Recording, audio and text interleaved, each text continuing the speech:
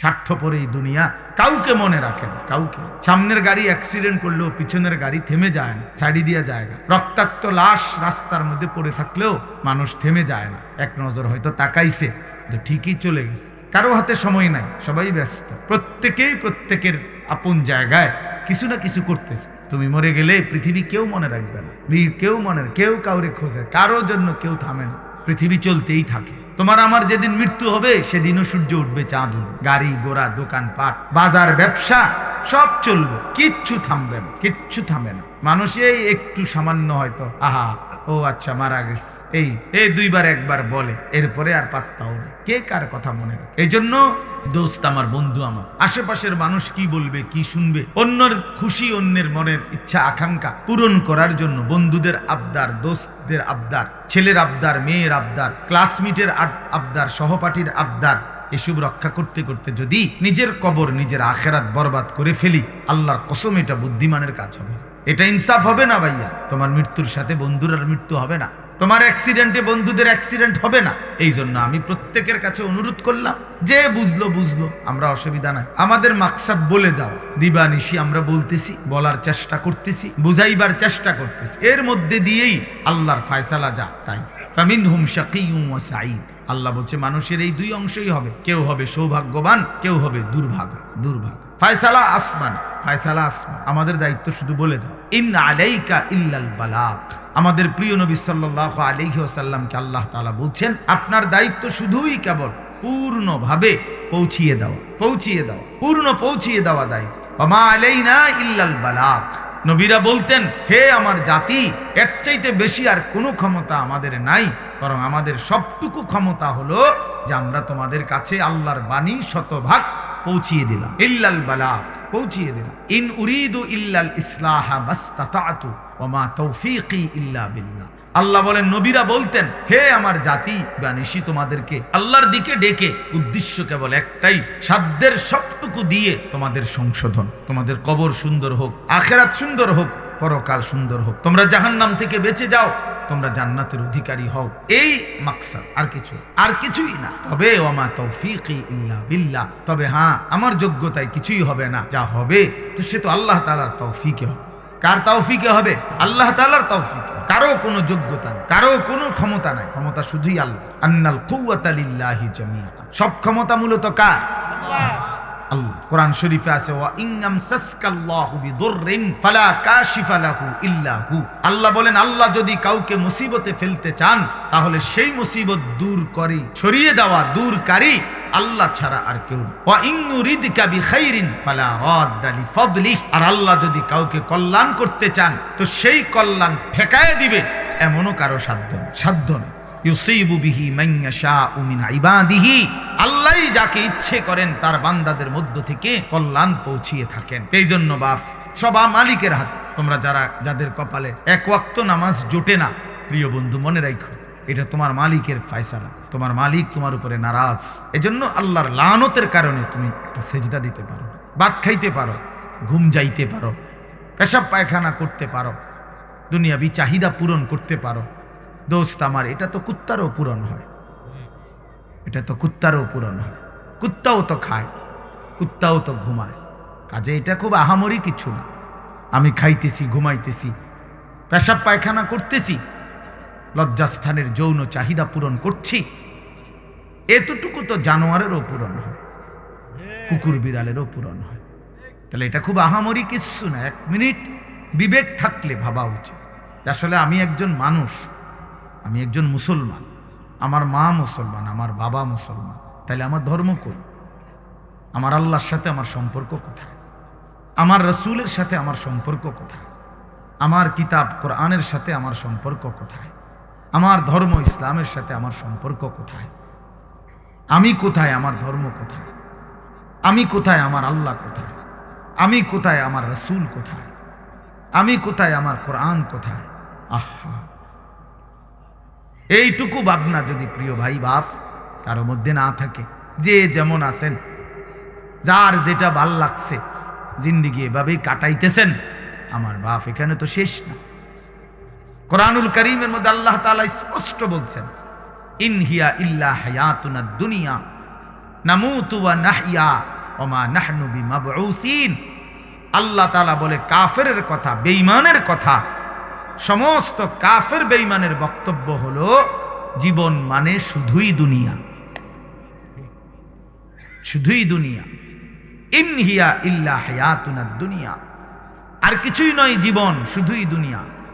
দুনিয়া খাইয়া পইরা ভালো আছে, জিফুত লইয়া বাত মাছ নিয়া ঘর দুয়ার বাজার ব্যবসা করে ভালো আছে, এই তার মানে তো দুনিয়া, তার মানে দুনিয়া ভালো আছে।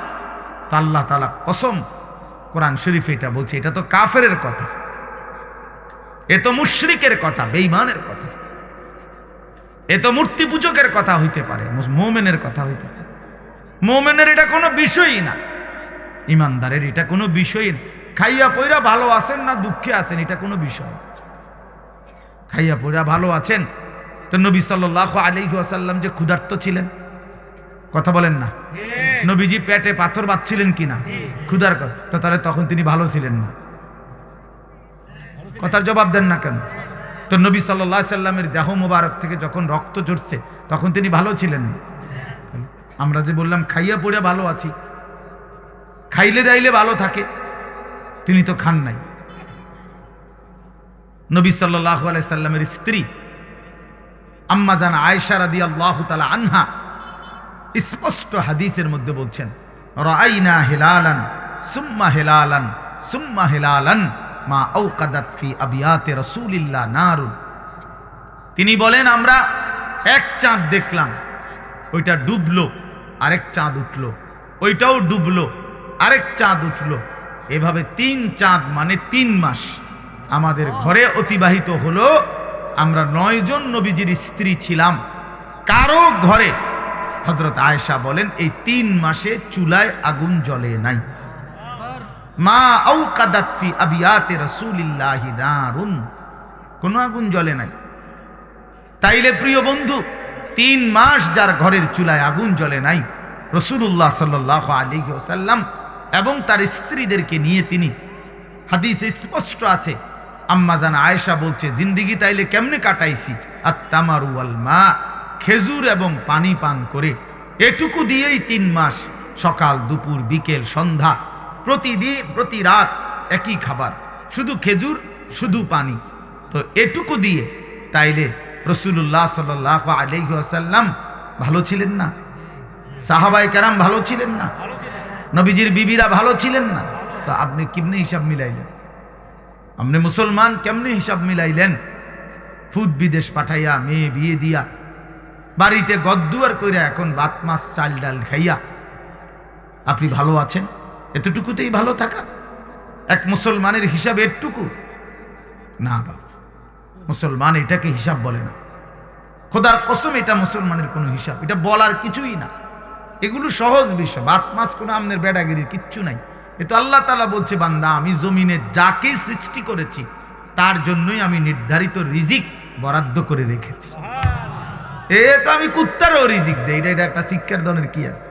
এ তো সাপ বিচ্ছু শুকর জন্তু জানোয়ার কীট পতঙ্গ, আফ্রিকার জঙ্গলের প্রাণী, আটলান্টিক মহাসাগরের তলদেশের প্রাণী, হিমালয় পর্বতের চূড়ার প্রাণী, সকলকে আমি রিজিক দিচ্ছি। এ তো আশ্চর্য কিছু না বান্দা, এক একজনকে আমি এক এক রিজিক দিচ্ছি বন্টন করে, এটা তো তেমন কিছুই না।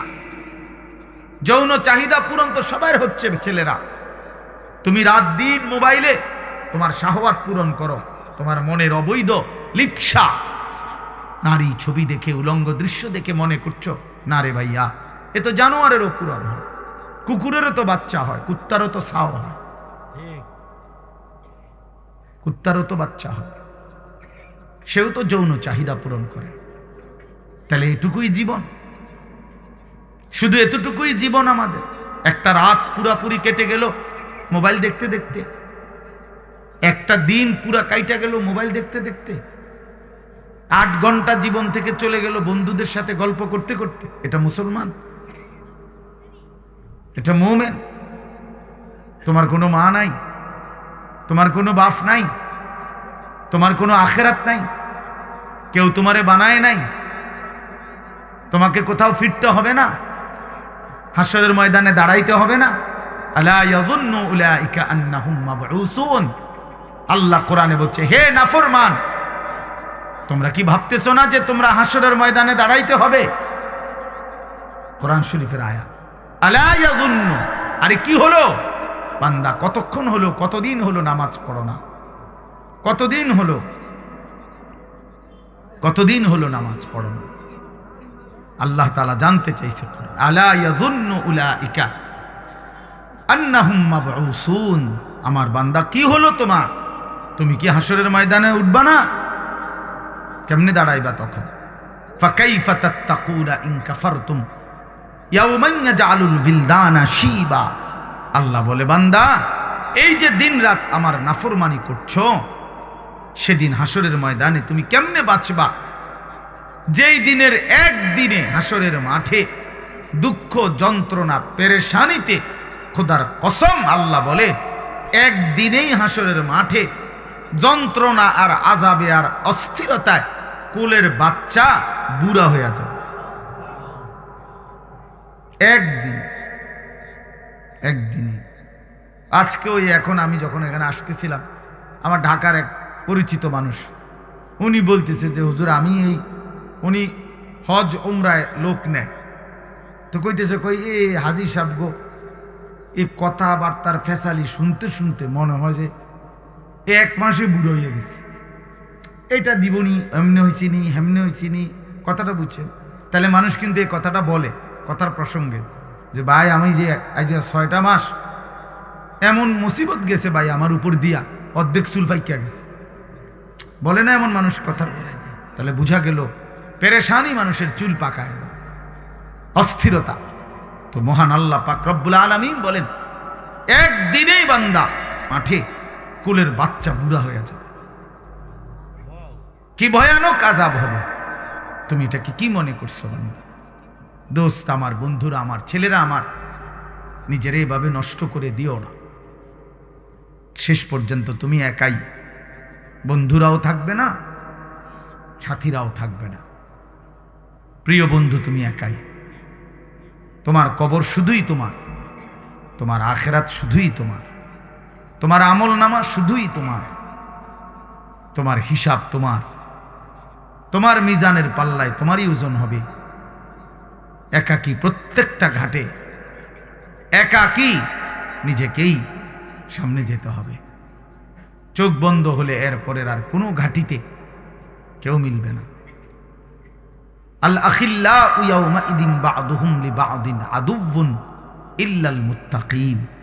আল্লাহ বলছে, একমাত্র তাকওয়াওয়ালা, একে অপরকে যারা বন্ধুত্ব হিসাবে গুনার কাছ থেকে ফিরাইছিল, নেক কাজে উৎসাহিত করেছিল, খোদার কসম আল্লাহ বলছে, তারা ব্যতীত দুনিয়ার বাকি সমস্ত বন্ধু কিয়ামতের দিন একে অপরের শত্রু হয়ে যাবে।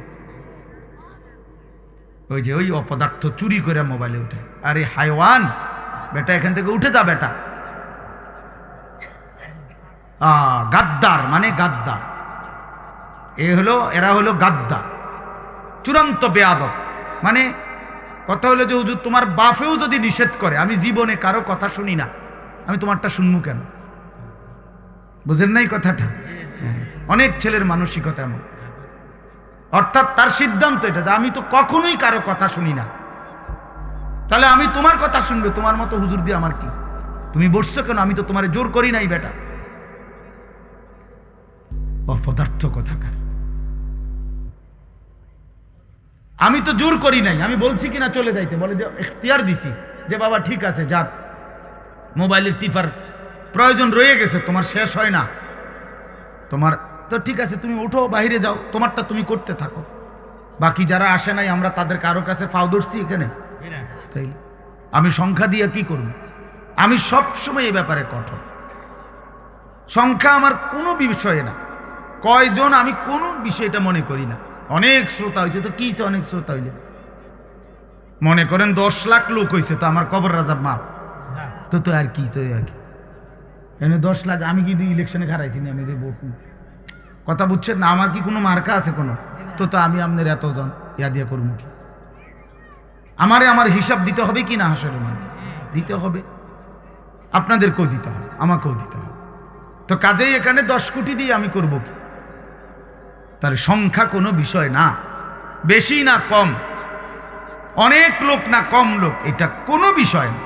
বিষয় হলো আল্লাহর কথা, আল্লাহর কথা পৌঁছানো, আল্লাহর কথা কলিজায় পৌঁছানো। এই জন্য নওজোয়ান আমরা এটা চাই, তুমি দিল দিয়া শোনো। মোবাইল ধরে রাখলে দিল জমে না, তাইলে তুমি মাথা নোয়াইলা কেন? তুমি গোপনে এমনি উঠাইতে চাইলে, তার মানে তোমার দিলের মধ্যে হলো মোবাইল, এটার মধ্যে উঠাইতে হইব কেন? এটার মধ্যে উঠাইতেই হবে, এটা এমন জরুরি হয়ে গেল কেন? কথা বলে না, বলে যদি হুজুর গোটা পৃথিবীতে আমাদের অত্র ইউনিয়নে আমার এই একটা মোবাইল ছাড়া আর কারোর কাছে কোনো মোবাইল নাই, হ্যাঁ, আমি যদি এই উপকারটা করতে পারি যে সবাই রে আমনে ছবিটা উড়ে একটা দেয়াইতারি, তাহলে আপনারও কবর রাজাব মাফ, গ্রামবাসীরও কবর রাজাব মাফ। চলো ভাইয়া, রাগ হইও না, বরঞ্চ এটা মেনে নেওয়ার চেষ্টা। গুনাহের মানসিকতা সাংঘাতিক জমে গেছে। তোমরা নওজোয়ান ছেলে, এত অল্প বয়সে যদি বাপ তোমরা আল্লাহকে এভাবে নারাজ করো, তো আগামী জিন্দিগিটা কেমন হবে বাপ? 16 বছর বয়সে এক ওয়াক্ত নামাজ পড়তে মন চায় না। প্রিয় ভাই, তাহলে তুমি তোমার আল্লাহর সাথে কতটা দূরে সরে গেল? মাত্র 18 বছর বয়সে কোনোদিন তুমি ফজরের নামাজ পড়ো না, তো তোমার সৃষ্টিকর্তার সাথে তোমার সম্পর্ক কতটা দূরে? এটা কেমন হইল? কোরআনুল কারীমের মধ্যে আছে, আল্লাহ তাআলা বলেন, প্রিয় ভাই শুনেন, বাবাও শুনেন, আল্লাহ তাআলা কোরআনে বলছেন, আমার থেকে যে ছুটে গেল, আল্লাহর বাঁধন থেকে যে ছুটে যায়, খোদার কসম আল্লাহ বলছে, ফাকান্নামা খাররা মিনাস সামা, সে যেন 7 আসমান থেকে মাটিতে জমিনে নিক্ষিপ্ত হলো, তারে যেন ফেরেশতা মাথা তুইল্লা একটা আছাড় মারল। যা বেঈমান, সর। ফেরেশতা যেন একটা আছাড় দিল, যা নাফরমান, যা বেঈমান, ভাত খা গিয়া যা, তোর লাগবে না সেজদা, যা ভাতে খা গিয়ে যা, যা বিড়ি খা গিয়া, বন খা, যা নাফরমান।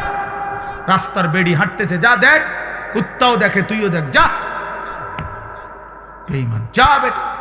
এইভাবে আল্লাহর ফেরেশতা ছুড়ে মারে, যা তোরে গুনার, তোর যা মন চা তাই কর।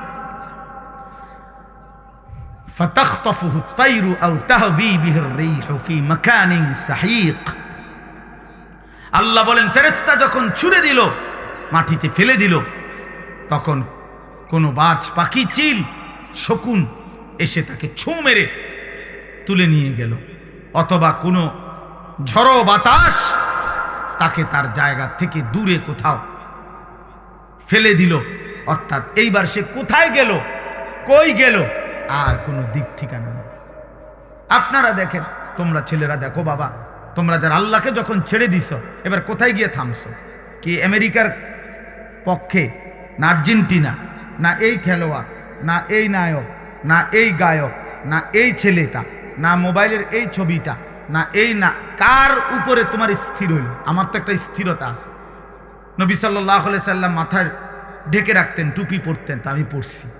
নবী সাল্লাল্লাহু আলাইহি ওয়াসাল্লাম দাড়ি মোবারক, দাড়ি রাখতেন, তা আমি রাখছি। নবী সাল্লাল্লাহু আলাইহি সাল্লাম জামা, কামিজ, পাঞ্জাবি পরিধান করতেন, আমি পাঞ্জাবি পরছি। নবী সাল্লাল্লাহু আলাইহি সাল্লাম গায়ে গেঞ্জি গায়ে দিতেন, নবীজি আমি গায়ে গেঞ্জি দিছি। নবী সাল্লাল্লাহু আলাইহি সাল্লাম মৃত্যু পর্যন্ত লুঙ্গি পরিধান করছেন, আমি লুঙ্গি পরিধান করছি। আল্লাহর নবী সাল্লাল্লাহু আলাইহি সাল্লাম ইন্তেকালের দিন পর্যন্ত মিসওয়াক করছেন, আমি এই যে মিসওয়াক করছি, এই এখনো অজু করতে গিয়ে মিসওয়াক করছি। নবীজি নিয়মিত ঢিলা কুলুক ব্যবহার করতেন, এই যে আমি টয়লেট পেপার ব্যবহার করছি। তাইলে এবার তুমি বলো ভাইয়া, তুমি হিসাব মিলায় দাও, তোমার চুলের হিসাব মিলায় দাও ভাইয়া, বাবা বলো, তোমার গেঞ্জিটার হিসাব মিলায় দাও বাবা, তোমার প্যান্টের হিসাব মিলায় দাও। প্রিয় ভাই বলো,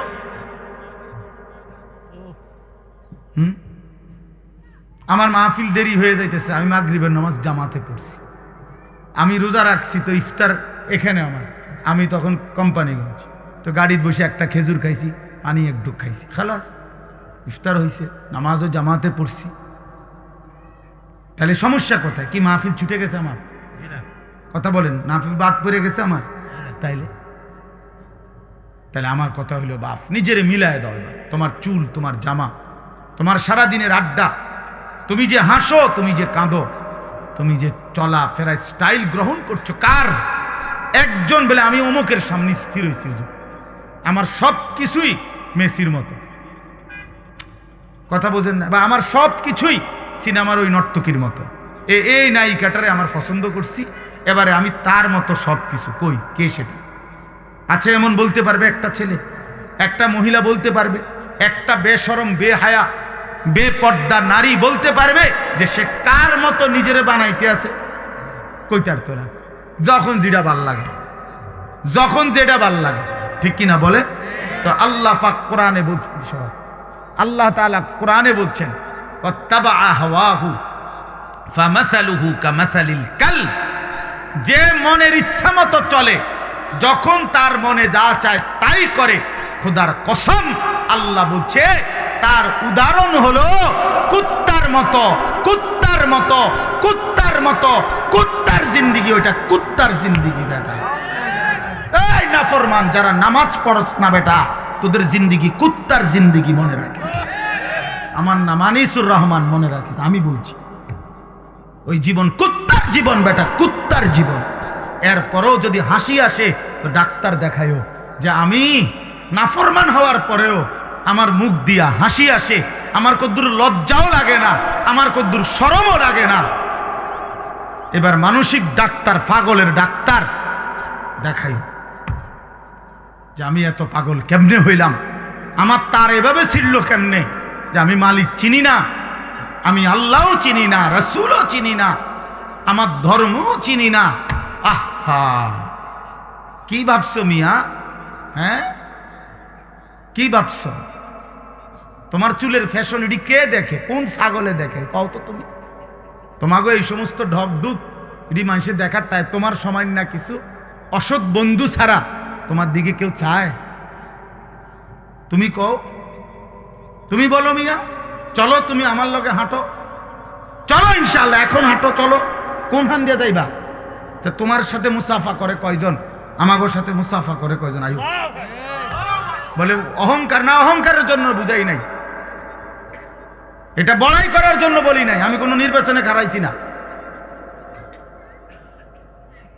বলার উদ্দেশ্য হইল তুমি চলো মিয়া, এক মাদ্রাসার তালিবে ইলমের সাথে তুমি হাঁটো, চলো। তুমি এক নামাজি ব্যক্তির সাথে হাঁটো, এরপরে জিজ্ঞাসা করো এক আলেমে দ্বীনের সাথে চলো। তুমি দেখো মানুষ কাকে সালাম দেয়, আর তোমারে দেখলে কি কয়? তুমি শূন্য। দেখলে মানুষ বেনামাজিকে, চরিত্রহীন লম্পট, এই নারী ছবি, অশ্লীল দৃশ্য যেগুলো দেখে, উলঙ্গ দৃশ্য যেগুলো দেখে, মানুষ দূর থেকে ঠিকই মন্তব্য করে। দেখলেই মনে হয় ফুট্টাখোর, দেখলেই মনে হয় গাঁজাখোর, দেখলেই মনে হয় বাবাখোর, ইয়াবাখোর, হারামখোর বেটা। নাইলে তুমি শূন্য, তোমারে কি কয় মানুষ? তোমারে বাইজিদ বোস্তামি কয়। হ্যাঁ, তুমি বাটফার, তোমারে বাইজিদ বোস্তামি কইব। সিটারের মানুষের জোনায়েত বাগদাদি কয়। কথা বলেন না কেন? হ্যাঁ, আমনে সুদখোর, আমনের মানুষে গো মাশাআল্লাহ, আরে দেখতে দে জোনায়েত বাগদাদি শাস্তে পাই না। হ্যাঁ, মানুষে তো বেউকুফ, মানুষ চিনে না, মানুষে চিরা খায়, আর আমনে হুদা ভাত খান। কথা বলেন? হ্যাঁ, মানুষ ঠিকই চিনে। মানুষ চিনি কিনা বলেন? মানুষ রাতকে রাতই বলে, দিনকে দিনই বলে, আলোকে আলোই বলে, অন্ধকারকে অন্ধকারই বলে। প্রিয় বন্ধু আমার, নষ্ট হইও না বাপ। কেন নষ্ট হয়ে যাচ্ছ তোমরা? ছেলেরা বলো, কেন নষ্ট হয়ে যাচ্ছ? কেন নামাজ পড়তে মন চায় না তোমাদের?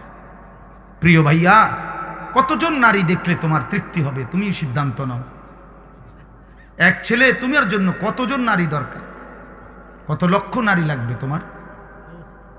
কত হাজার উলঙ্গ ছবি দেখলে তোমার তৃপ্তি হবে? ভাইয়া, আমরা বুঝি না তোমাদের চেহারা দেখলে সারাদিনে কি করো? তোমাদের ওই বড় মোবাইল দিয়ে তোমরা কি করো আমরা বুঝি না বাবা। আমরা তো এই দেশেই থাকি। ইত্তাকু ফিরাসাতাল মুমিন, আল্লাহ নবী সাল্লাল্লাহু আলাইহি সাল্লাম বলেন, মুমিনের অন্তর্দৃষ্টি থেকে বেঁচে থাকো। মুমিনের চোখ থাকে 4টা, এদিকে তোমাদের সামনে তো 2টা, ইমানদারের ভেতরেও আরো 2টা চোখ থাকে। কালান্দার হারচে গোয়াত দিদা গোয়াত। বুজুর্গরা বলে যে আল্লাহর ওয়ালারা, আল্লাহর প্রিয় বান্দারা বলে তো যেটাই বলে মনে হয় যেন চোখে দেখে দেখে বলে। এই জন্য আমার দোস্ত, আমার বন্ধু, আমাদের জন্য একটা বড় সুযোগ আছে। পেছনের জিন্দিগি ছেড়ে দেওয়া উচিত। আমরা মুসলমান, আমাদের আখেরাত আছে। কোরআনই আমাদের জীবন, ইসলামই আমাদের জীবন। 4টা শ্রেষ্ঠ নিয়ামত আমাদের আছে। এক হলো মহান আল্লাহ আমাদের, নবী মুহাম্মদ সাল্লাল্লাহু আলাইহি ওয়াসাল্লাম তিনি আমাদের, কোরআন আমাদের, ইসলাম আমাদের। 4টি সর্বশ্রেষ্ঠ নিয়ামত আমাদের আছে। আল্লাহ আমার রব, নবী মুহাম্মদ সাল্লাল্লাহু আলাইহি সাল্লাম আমার রাসূল, কোরআন আমার কিতাব, ইসলাম আমার ধর্ম। তাহলে আমি কেন নষ্ট হব? একটা ছেলে নতুন করে দিল থেকে সিদ্ধান্ত নাও। তুমি ইনসাফের সাথে যদি মুসলমানের ঘরে জন্ম নিয়ে থাকো, কোন মুসলমান মার যদি বুকের দুধ খাইয়া থাকো, প্রিয় ভাই তুমি সিদ্ধান্ত নাও। তুমি নষ্ট হবা কেন? কিসের অভাবে তুমি পথ হারাইলা? বলেন, তোমার আল্লাহ ছিল, তোমার রাসূল ছিল, তোমার কোরআন ছিল, তোমার ইসলাম ছিল, তুমি কেন চরিত্রহীন হইলা? তুমি কেন লম্পট হইলা? এই জন্য দয়া করে আমাদের জন্য আমাদের আল্লাহ তিনি আমাদের প্রিয়, আমাদের জন্য আমাদের নবী সাল্লাল্লাহু আলাইহি ওয়াসাল্লাম তিনি আমাদের প্রিয়। কি পরিমাণ কাঁদছেন তিনি! খোদার কসম, হাসরের ময়দানে নবী বলবে, উম্মত তুমি জানো না আমি 23টা বছর কাঁদছি উম্মত। নবীজির স্ত্রী আম্মা জান আয়েশা রাদিয়াল্লাহু তাআলা আনহা বলেন, নবীজি এশার নামাজের পর থেকে ফজরের নামাজের আজানের পূর্ব পর্যন্ত এক দাঁড়ানোতে সারা রাত উম্মতের জন্য চোখের পানি ফেলছে আর কাঁদা কাঁদা দোয়া করছে। হাত্তা তাওয়াররামাত কাদামাহু, এমনকি নবীজির 2টা পা মুবারক ফুলে ফুলে গেছে। তাওয়াররামাত মানে ফুলে যাওয়া। আমি এই এখন পড়ছি, আল্লাহ নবী সাল্লাল্লাহু আলাইহি সাল্লামের স্ত্রী আম্মা জান আয়েশা রাদিয়াল্লাহু তাআলা আনহা বলেন, কানা রাসূলুল্লাহ সাল্লাল্লাহু আলাইহি ওয়াসাল্লাম ইউসাল্লি বিল-লাইল, একদিন নবীজি রাত্রিবেলা তাহাজ্জুদের নামাজ পড়তেছিলেন। ফাআতালা সুজুদ, অতঃপর সেজদা তিনি এত লম্বা করলেন আর উঠেই না মাথা, সেজদায় কাঁদতেছে আর কাঁদতেছে। আল্লাহর নবীর সাহাবী বলেন, নাসমাউ লাহু আযীরান কাআযীরিল মিরজাল, কোন ডেকচির মধ্যে, পাতিলের মধ্যে চুলার নিচে পানি গরম করলে পানি যখন পুরা গরম হয় ডকডক করে, টকবক করে কিনা বলেন? খোদার কসম, সাহাবী বলছেন নবী যখন সেজদা দিতেন, নবীজির কলিজার ভেতর থেকে এরকম ডকডক উত্তপ্ত গরম পানি উতরাইলে যেরকম আওয়াজ হয়, এরকম কান্নার আওয়াজ শোনা যাইত। এভাবে কাঁদতেন তিনি। তো আম্মা জান আয়েশা বলেন, এত লম্বা সেজদা দিলেন নবীজি, হাত্তা জানান্তু আন্নাহু কুবিদা, আমি ভাবলাম না জানি নবী সাল্লাল্লাহু আলাইহি সাল্লাম সেজদা অবস্থাতে ইন্তেকাল করলেন কিনা, নাইলে মাথা উঠায় না কা।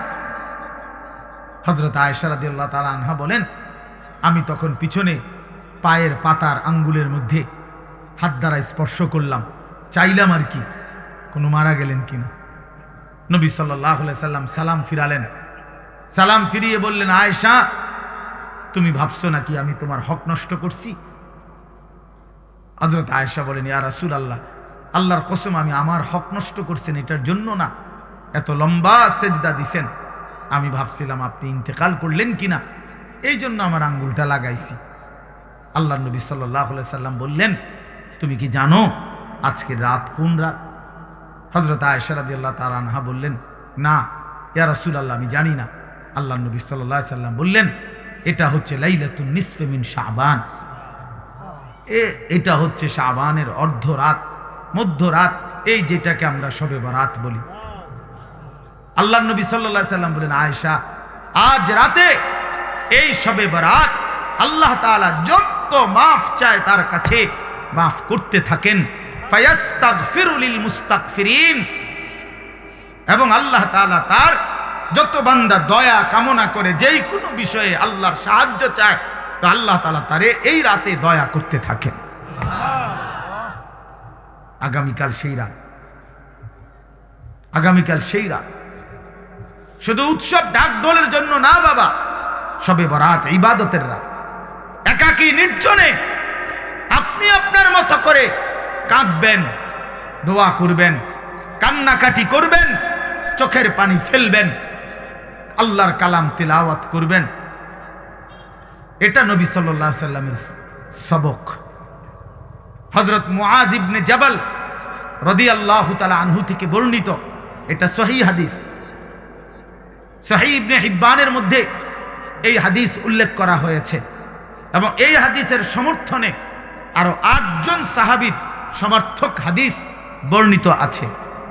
বর্ণিত সমস্ত ব্যাখ্যা বিশ্লেষণ করে এই হাদিসকে সহিহ হিসাবে গ্রহণ করা হয়েছে। আল্লাহর নবী সাল্লাল্লাহু আলাইহি সাল্লামের সাহাবী মুআজ ইবনে জাবাল রাদিয়াল্লাহু তাআলা আনহু বলেন, ইয়াত্তালিউল্লাহু তাআলা ফি লাইলাতিন নিসফি মিন শাবান ইলা খালকিহি। আল্লাহ তাআলা মধ্য শাবানের মধ্যরাতে, মানে এই শবে বরাত। শবে বরাত এটা ফার্সি শব্দ। কি শব্দ? ফার্সিতে আমাদের এই ভারতীয় উপমহাদেশের মধ্যে বলে আর কি শবে বরাত, আর আরব দেশের মধ্যে বলে লাইলাতুন নিসফি মিন শাবান, লাইলাতুল রাহমা, লাইলাতুল মাগফিরা, লাইলাতুল বারাআ, লাইলাতুস সাক, এরকম নাম। এর মধ্যে উল্লেখযোগ্য হলো এইটা লাইলাতুন নিসফি মিন শাবান, শাবানের মধ্যরাত, মানে আগামীকাল 14 তারিখ দিবাগত রাত, মানে যেটা 15 তারিখ রাত। আরবিতে চাঁদের হিসাবে সন্ধ্যা হয় আগে, দিন হয় পরে। সূর্য ডুবলেই দিন শুরু। আমাদের ইংরেজিতে যেরকম 12টার পরে কি শুরু, রাত 12টার থেকে কি AM নাকি না, আরবিতে হইলো এই সন্ধ্যার থেকে মাগরিবের ওয়াক্তে সূর্য ডুবলেই। তো সেই হিসাবে হযরত মুআজ ইবনে জাবাল রাদিয়াল্লাহু তাআলা আনহু বলেন, ইয়াত্তালিউল্লাহু তাআলা ইলা খালকিহি ফি লাইলাতিন নিসফি মিন শাবান।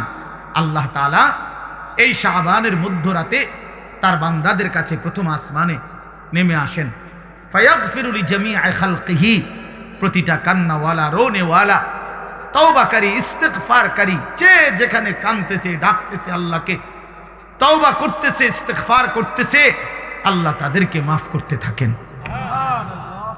ইল্লা লিমুশরিকিন আও মুশাহিন, হ্যাঁ, তবে কোন মুশরিককে, শিরককারীকে মাফ করেন না, এবং কোন হিংসুক, বিদ্বেষকারী, ঝগড়াটে এমন মানুষকে আল্লাহ তাআলা মাফ করে না। আরো আছে অন্যান্য হাদিস।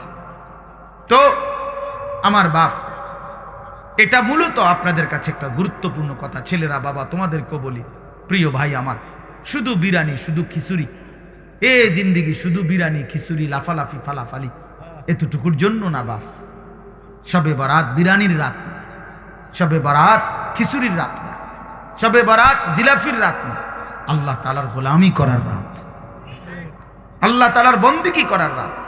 এত লম্বা সেজদা দাও, লম্বা রুকু করো, একাকী কাঁদো, তোমার দুঃখ নিয়ে তুমি কাঁদো, তোমার গুনাহ নিয়ে তুমি কাঁদো। একবার নামাজ পড়ো, একবার দোয়া করো, একবার জিকির করো, একবার তেলাওয়াত করো, যার একটু পর পর, একটু পর পর বিশ্রাম করে করেই রাত, যার যেটুকু শরীরে কুলায় সাধ্যের বেশিটুকু দিয়ে আল্লাহর বন্দেগীতে লেগে থাকা, এটাই শবে বরাত। আল্লাহর নবী সাল্লাল্লাহু আলাইহি সাল্লাম 3টা আমল বলছেন। 1 নাম্বার তো হলো ফাকুমু লাইলাহা, রাত্রি জাগো, রাত্রি জাগো, ইহয়াউল লাইল, রাত্রিটাকে জীবন্ত করা। আরেক হাদিসে আছে রাত্রিটাকে জীবন্ত করা। রাত্রিকে জীবন্ত করা মানে আল্লাহর জিকির, ইবাদত, তেলাওয়াতের মাধ্যমে রাতটাকে জীবন্ত করা। আর সুমু নাহারাহা, পরের দিন শনিবার অর্থাৎ 15 তারিখ যেটা, ওই দিনকার রোজা রাখো।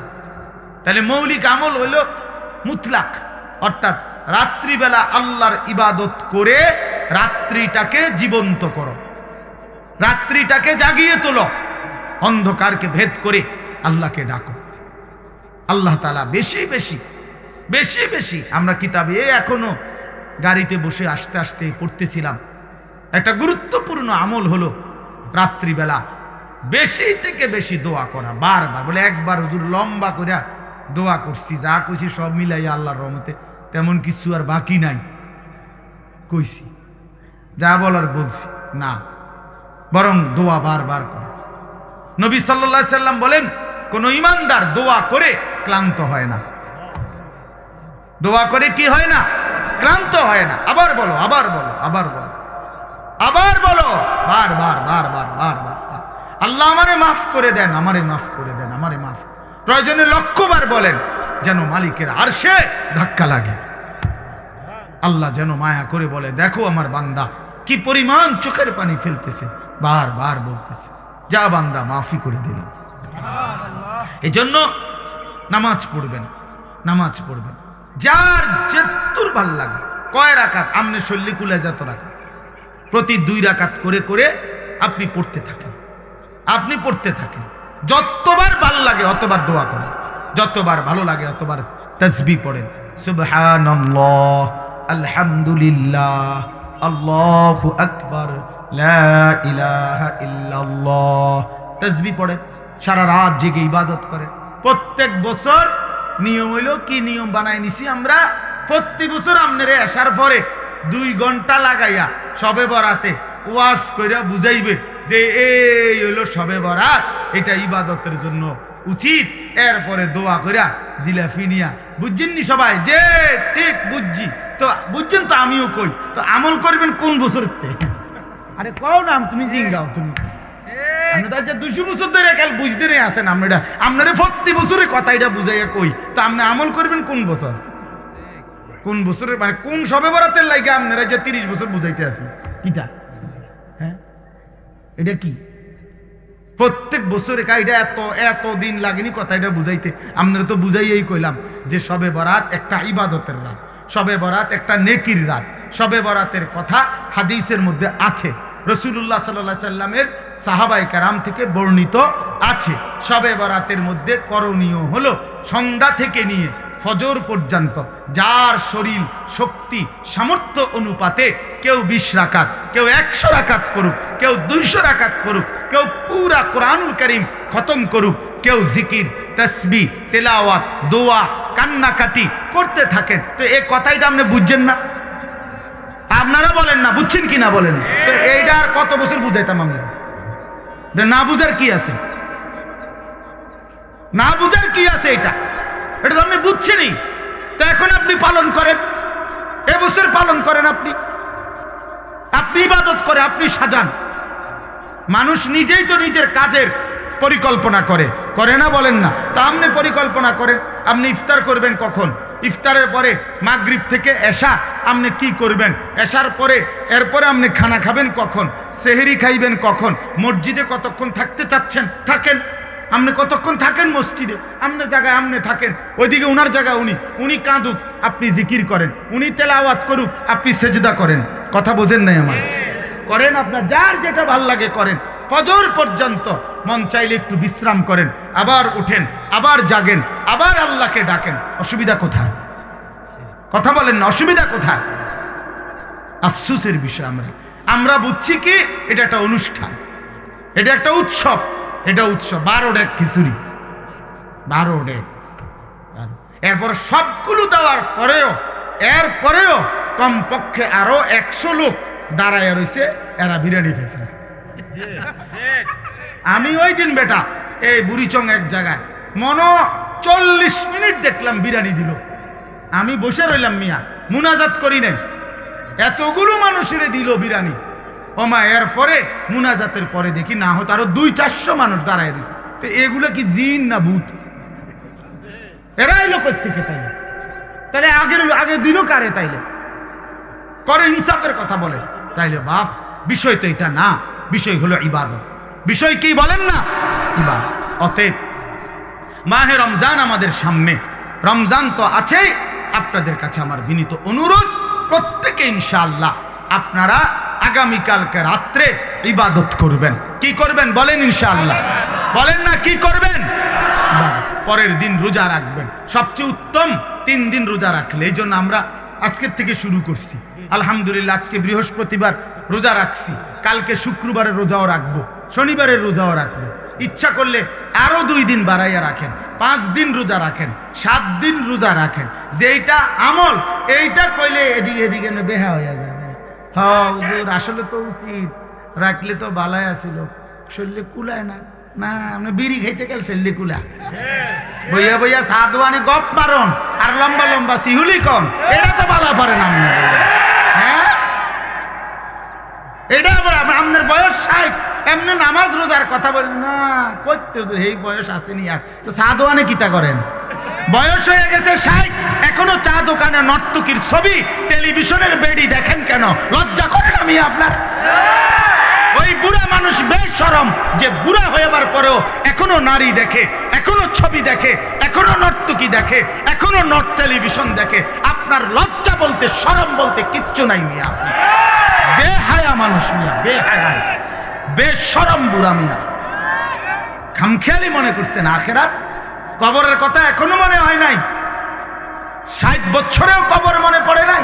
কখন মনে পড়বে বলেন? ইনসাফ করেন, কখন মনে পড়বে কবরের কথা, আখেরাতের কথা?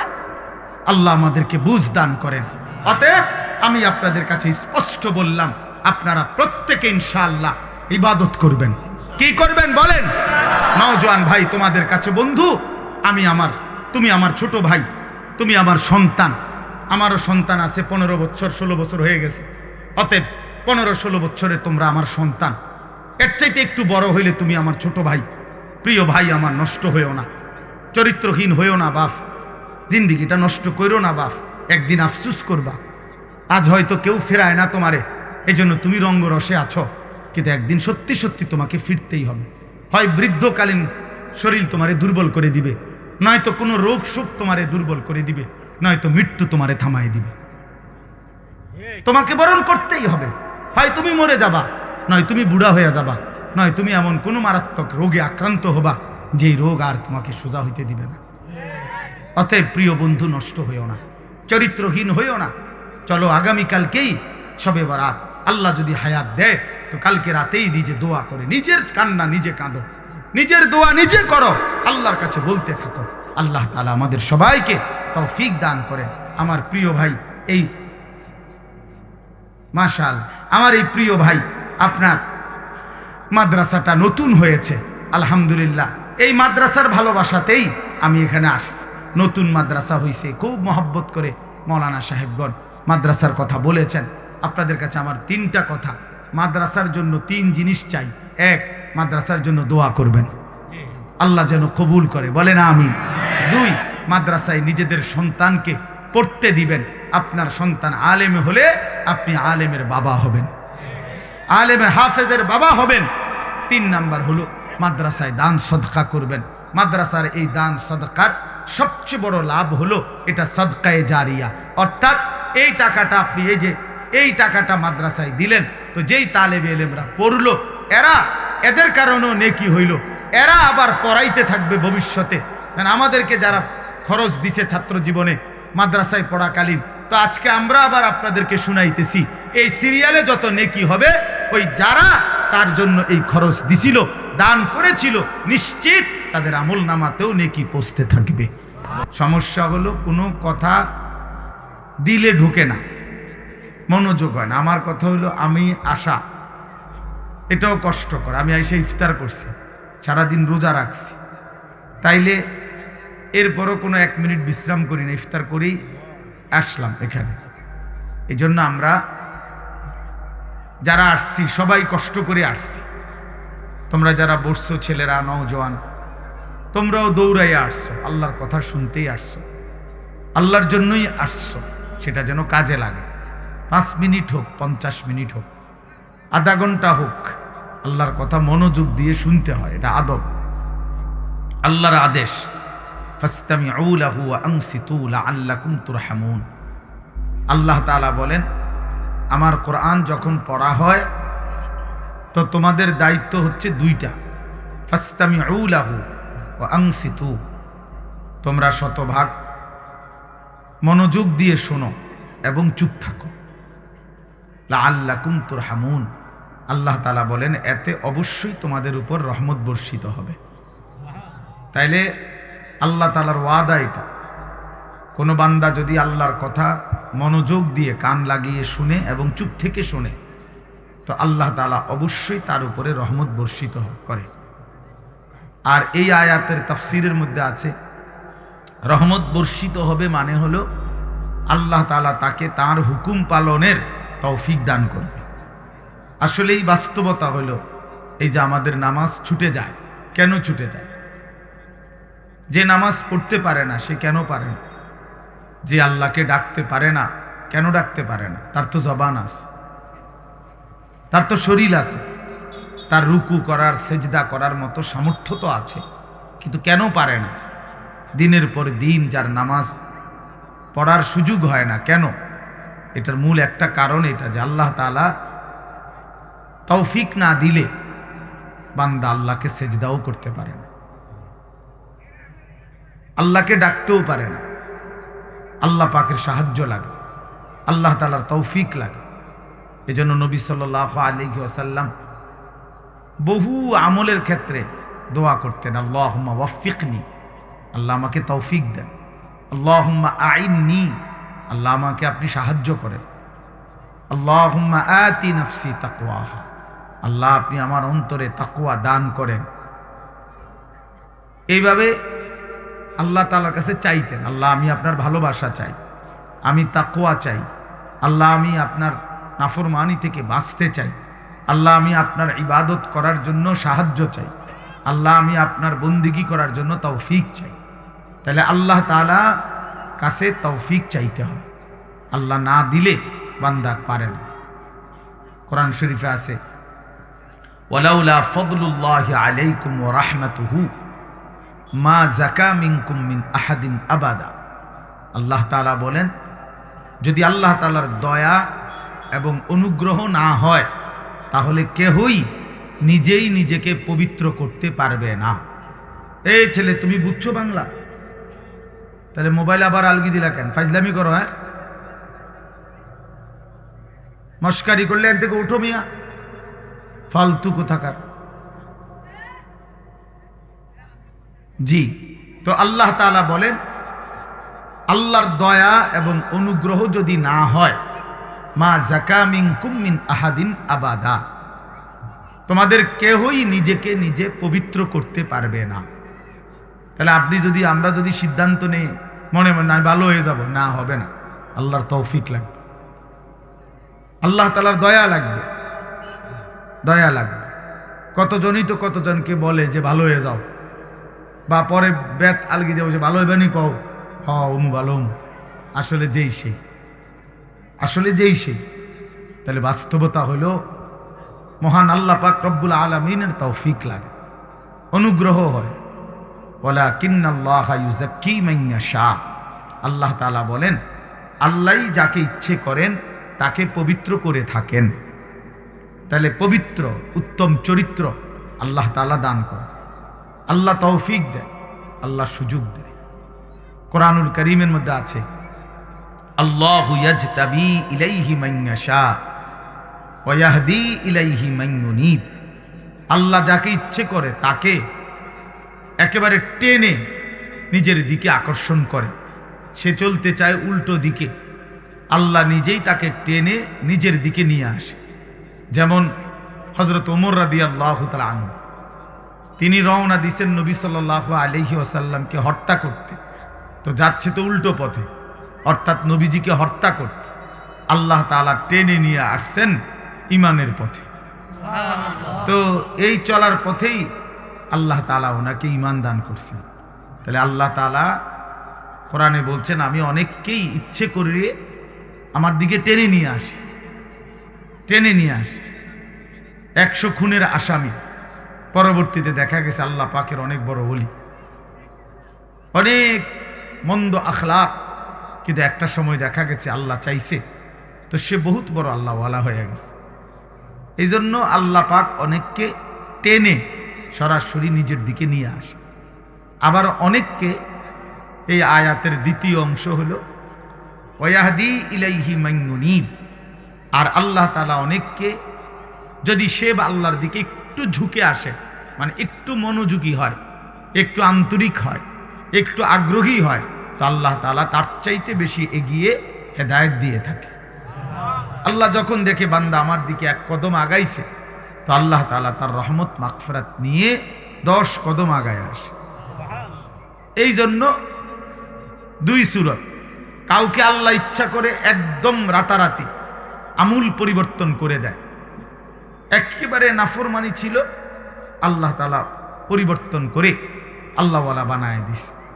আর অনেককে আল্লাহ তাআলা যদি সে আল্লাহর দিকে একটু ঝুঁকে আসে, আল্লাহ তাআলা তার চাইতে বেশি রহমত মাগফিরাত দিয়ে তাকে আল্লাহ তাআলা হেদায়েত দিয়ে দেয়। তাইলে 2টাই সূরত। এই জন্য বললাম, আমরা যদি একটু আন্তরিক হই যে আমার আল্লাহর কথা আমার শোনা দরকার, কোরআন আমার জন্য, ইসলাম আমার জন্য, আমার আল্লাহ, আমার নবী, আমার রসুল 23 বছর নবী সাল্লাল্লাহু আলাইহি ওয়াসাল্লাম কার জন্য কাঁদলেন? আমার জন্য। 23 বছর কোরআনুল করিম আল্লাহ তাআলা নাজিল করলেন, তো কার জন্য নাজিল করলেন? আমার জন্য নাজিল করলেন। ইসলাম আমার, কবর আমার, হাসর আমার, মিজান আমার, ফুলসিরাত আমার, আখিরাত আমার। প্রত্যেকেই লিকুল্লি ইমরিইম মিনহুম ইয়াউমাইদিন শা'নুন ইউগনি। আল্লাহ বলছেন হাসরের ময়দানে প্রত্যেকেই নিজেকে নিয়েই ব্যস্ত থাকবে, শুধুই নিজেকে নিয়েই ভাববে, ইয়া রব্বি নাফসি নাফসি, আয় আল্লাহ আমাকে বাঁচান, আমাকে বাঁচান। হাদিসের মধ্যে আছে ইব্রাহিম আলাইহিস সালাম ওনার ছেলে ইসমাঈলকে দেখবে হাসরের মাঠে, কিন্তু ডাকবে না। ইয়াকুব আলাইহিস সালাম ওনার ছেলে ইউসুফ আলাইহিস সালামকে দেখবে, কিন্তু ডাকবে না। মুসা আলাইহিস সালাম ওনার মা বোনকে দেখবে, কিন্তু ডাক দিবে না। শুধু বলবে এক কথা, ইয়া রব্বি নাফসি নাফসি, আয় আল্লাহ আমাকে বাঁচান, আমাকে বাঁচান।